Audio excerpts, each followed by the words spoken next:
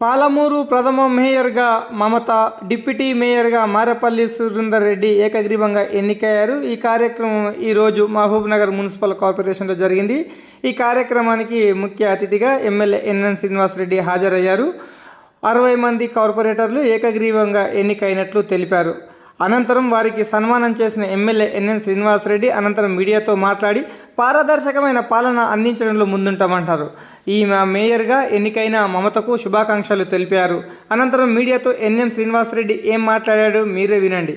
అయితే ఈరోజు ఉదయం మేయర్ అభ్యర్థిగా కంటెస్ట్గా ఉన్న ఆనంద్ గౌడ్ భార్య బరిలో ఉండడంతో తనను అరెస్ట్ చేయించడంతో కాస్త ఉత్కంఠ పరిస్థితులు నెలకొన్నా కానీ ఎట్టకేలకు ఒక బీసీ సామాజిక వర్గానికి చెందిన ఒక మమతకు ఈ సీటు కేటాయించడంపై సర్వత్రా అభినందనలు తెలియజేస్తున్నారు. ఈ సందర్భంగా ఎమ్మెల్యే ఎన్ఎన్ శ్రీనివాసరెడ్డి మరియు ప్రథమ మేయర్ మాట్లాడుతున్నారు. మీరే వినండి.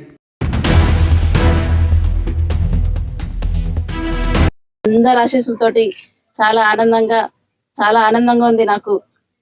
ప్రతి ఒక్కరికి నేను రుణపడి ఉంటా. ఈ 60 డివిజన్లు అందరం కలిసి పని చేసుకుంటాం.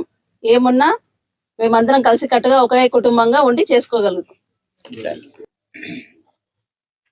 ఈరోజు కొత్త కార్పొరేషన్ లో మేయర్, డిప్యూటీ మేయర్ ఎన్నిక నాకైతే నిజంగా చెప్తున్నా చాలా విచిత్రంగా అనిపించింది. మా ఎమ్మెల్యే గారికి ఉన్నటువంటి ప్రేమను ఈ కౌన్సిల్ లో చూసాను నేను. అన్ని పార్టీలకు అతీతంగా అందరూ కూడా ఆయన మీద ప్రేమ చూపించి మా పేర్లు చెప్పగానే అందరు లేచి నిలబడి మాకు మద్దతు పలకడం అనేది, మేము ఎట్లా నడవాలి, ఎట్లా మార్గదర్శిగా తీసుకోవాలి, ఎట్లా ముందర అందరిని కలుపుకొని పోరాడడానికి ఒక నిదర్శనంగా నాకు అనిపించింది.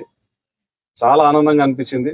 ఈ రోజు మాలోన ఏమన్నా అంటే ఈ రోజు నేను కొత్త పాఠం నేర్చుకున్నట్లుగా ఇక్కడ కౌన్సిల్లో ఉన్నటువంటి అన్ని పార్టీల వారికి, టిఆర్ఎస్ పార్టీ, ఎంఐఎం, బీజేపీ అందరూ కూడా మూకుమ్మడిగా మా ఎమ్మెల్యే గారిని చూసి మమ్మల్ని ఆశీర్వదించినందుకు వారందరికీ మనస్ఫూర్తిగా చేతులెత్తి నమస్కారం తెలియజేస్తా ఉన్నాం.